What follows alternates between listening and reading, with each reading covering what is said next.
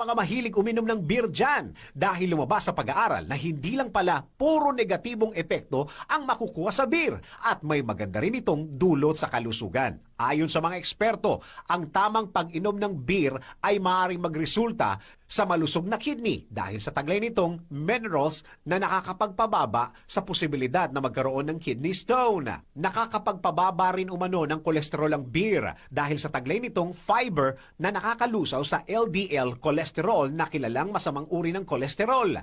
Napag-alaman sa mga dalubhasa na nakakabawas sa posibilidad ng heart attack at nakakaiwas sa pagkakaroon ng blood clot ang beer dahil sa nutrient content nito na mas masustansya pa sa wine. Lumabas din sa pag-aaral na nakakataas ng vitamin B, nakakapagpatibay ng buto, nakakagamot ng insomnia, nakakaalis ng stress, at nakakapagpabata ang pag-inom ng beer. Ayon sa mga eksperto,